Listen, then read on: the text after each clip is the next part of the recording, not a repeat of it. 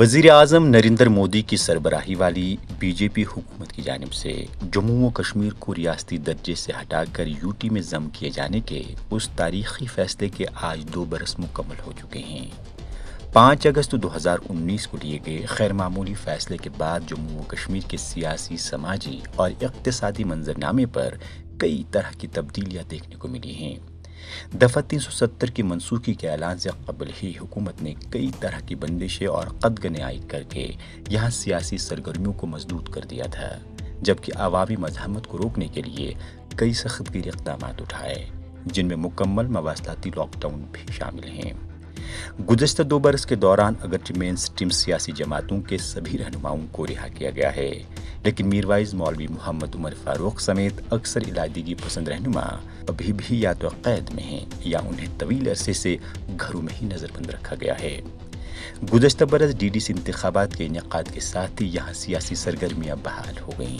रवाबर जून के महीने में जम्मू व कश्मीर को लेकर उस वक्त एक बार फिर सियासी हलचल तेज हो गई, जब वज़ीर आज़म नरेंद्र मोदी ने जून 24 को जम्मू व कश्मीर की मेन स्ट्रीम सियासी जमातों का कुल जमाती इजलास नई दिल्ली में तलब किया, जिसमें यहाँ के सभी मेन स्ट्रीम सियासी जमातों के सरबराहान ने शिरकत की। बीजेपी को छोड़ यहाँ की मेन स्ट्रीम सियासी जमातें दफ़ा 370 की मनसूखी को खैर आइनी और खैर जमहूरी करार देकर 5 अगस्त को काले दिन के तौर याद करते हैं। ब्लैक चैप्टर कहा जाए कम है in the history of Kashmir. एक ताकतवर इंसान उसको कानून के तहत नहीं, आइन के तहत नहीं, किसी रूल के तहत नहीं, लेकिन अपनी ताकत की बुनियाद पर उसको दबाता है, उसको कुचलता है। ये ऐसी बात है। ये चीज़ें हुई हैं पहले भी, लेकिन आखिरकार हक के सामने वो चीज़ें दब गई हैं, वो नाकाम हो गई हैं। हमें पूरा यकीन है कि हमारे साथ जो जातियाँ की गई, वो वक्त आएगा जब उन जातियों का तदारुक किया जाएगा। मेरा डुगरा भाई कहता है, आज लद्दाख का बोध भाई कहता है, आज कारगिल का शहरी कहता है, नहीं जी 370 छीन कर हमसे जाति की गई।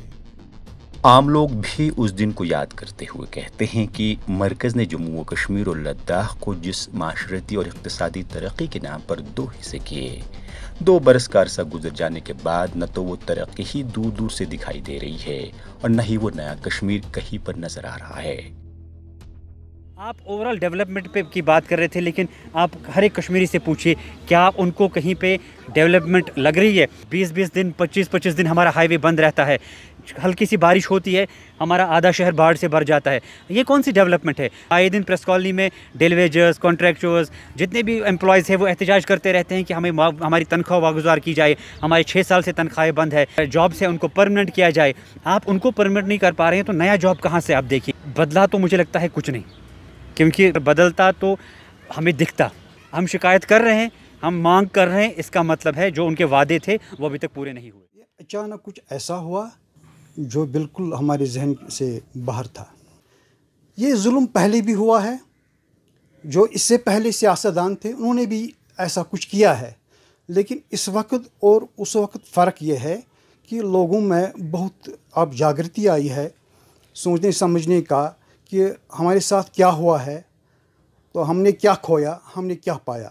तो लोगों को दुख इस बात का है कि हम मिट गए, हमारी तिजारत ख़त्म हो गई, हमारे बच्चे ख़राब हो गए, बच्चों का मुस्तक़बिल ख़राब हो गया। ख़ुसूसी हैसियत की मनसूखी के बाद पाबंदियों और बंदिशों के बीच जहाँ हर एक शोबा बुरी तरह असरअंदाज हुआ, वहीं यहाँ के तिजारती शोबे को नातलाफी नुकसान से दो चार होना पड़ा।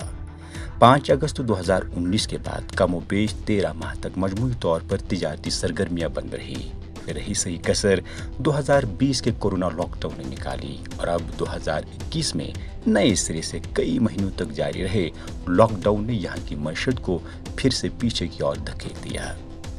गुज़श्ता 2 बरस से कश्मीर वादी की मईशत को करोड़ों रुपए का नुकसान हो चुका है। एक लॉकडाउन से दूसरे लॉकडाउन, दूसरे से तीसरे लॉकडाउन में आ गए हैं और मुझे इस दौरान नज़र नहीं आ रहा है कि हम फ्री कब थे, यानी कि free to do trade, free to do business.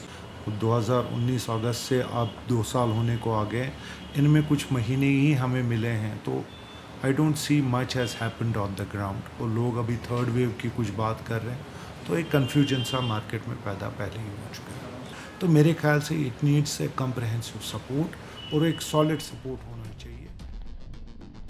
Kashmiri اپنے بچوں کی تعلیم کے حوالے سے بہت حساس ہیں.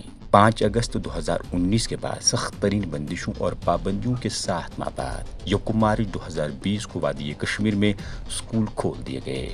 طلبہ نے ابھی اسکول میں پڑھائی کے چند ہفتے بھی نہیں گزارے تھے کہ عالمی وبا کورونا وائرس نے جموں و کشمیر میں دستک دی. اس کے بعد تعلیمی اداروں کو بند رکھنے کی میعاد میں رواں برس مارچ سے صرف توسیع ہی کی جا رہی ہے. ماہرین کہتے ہیں کہ وادی کشمیر میں تعلیمی نظام کی ابتر صورتحال کو دیکھتے ہوئے 2019 سے کھوتے ہی چلے جا رہے ہیں. پایا کچھ بھی نہیں ہے. ہوتے ہی آ رہے ہیں. ہم نے پایا ہی کیا؟ پہلی بات لاک ڈاؤن تھا، روابط منقطع تھے.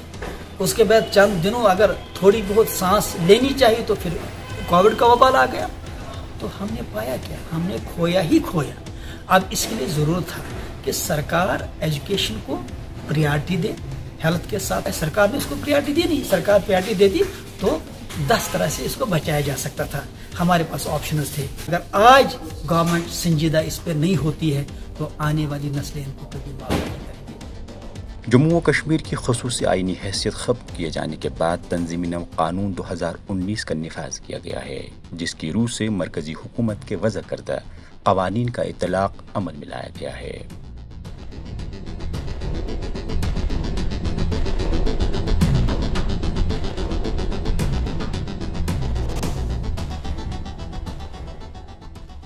ETV بھارت کے لیے سری نگر سے پرویز الدین کی خاص رپورٹ.